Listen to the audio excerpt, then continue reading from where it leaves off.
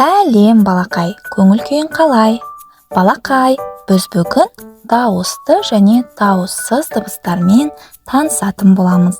Олай болса, дауысты және дауыссыз дыбыстарды жақынырақ білу үшін саяхатшы пингвин және үкімен бірге дыбыстар қаласына саяхат жасайық.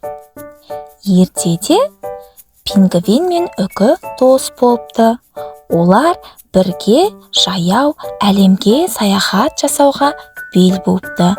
Екеуі бірге саяхатқа қай күні, қай уақытта шығатынын, өздерімен бірге қандай заттар, қандай азық-түлік алу керектігін жазып жоспар құрыпты.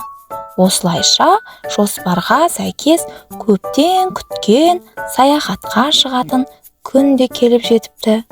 Осылайша екі дос қол ұстасып, жаяу саяхатқа аттанады.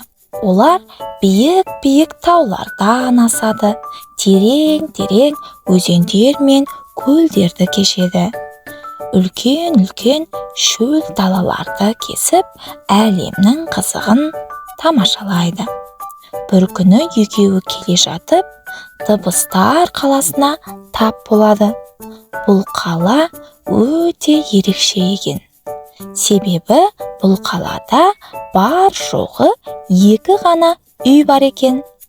Бір үй кішірек және түсі қызыл, ал екінші үй үлкен және түсі көк түсті екен. Пингвин мен үкі ақылдаса келе бірінші қызыл үйге кіруге бел буады.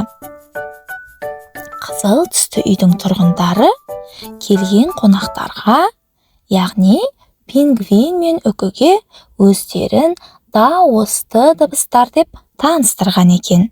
Олай болса, балалар, дауысты дыбыстарды қанекей бәріміз бірге атайықшы.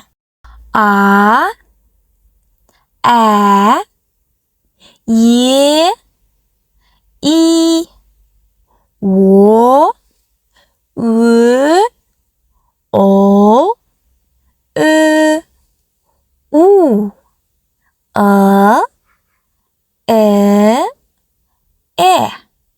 ю, я, йо. Мінекей балалар, қызыл үйде осындай 15 тұрғын тұрады екен. Балалар, дауысты дыбыстардың үйлерінің түсі де қызыл болса, және де бұл дыбыстардың өздері де қып-қызыл екен. Осылайша пингвин мен үкі қызыл үйдің тұрғындарымен танысып болып, көк үйге кіруге бет алады. Ал көк үй қызыл үйге қарағанда үлкен екен. Және де ол үйдің тұрғындары да қызыл үйдің тұрғындарына қарағанда көп екен. Осылайша пингвин мен үкі көк үйге кіреді. Көк үйдің тұрғындары келген қонақтарға, балалар, келген қонақтар кім еді? Әрине, келген қонақтар саяхатшы пингвин мен үкі. Келген қонақтарға өздерін дауыссыз дыбыстарымыз деп таныстырады. Ендеше, балалар, дауыссыз дыбыстарды бірге айтайық. Б, В, Г, Ғ, Д, Ж, З, И, К, Қ, Л, М, Н, Ң, П, Р, С, Т, У, Ф, Х, Х, Ц, Ч, Ш, Щ. Мінекей балалар, дауыссыз дыбыстар дегеніміз осы дыбыстар екен.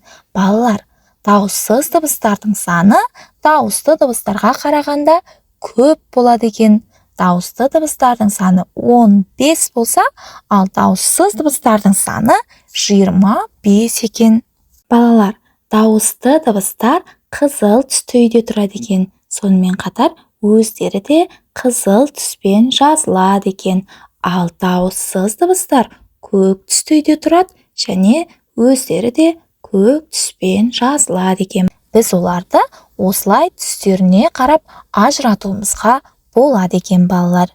Мінекей балалар, бүгінгі видеомызда біз саяхатшы пингвин және үкімен бірге дауысты және дауыссыз дыбыстар тұратын дыбыстар қаласына саяхат жасадық. Ендеше келесі кездескенше сау болыңдар. Олай болса балалар, екі саяхатшы достарымыз пингвин және үкіге ақ жол тілеп қояйық. Саяхаттарын жалғастыра берсін. Келесіде тағы да үкімен пингвинмен бірге саяхат жасайтын боламыз. Арнаға тіркеліп, видеоға лайк басып, видеоны өз достарыңмен бөлісуді ұмытпа.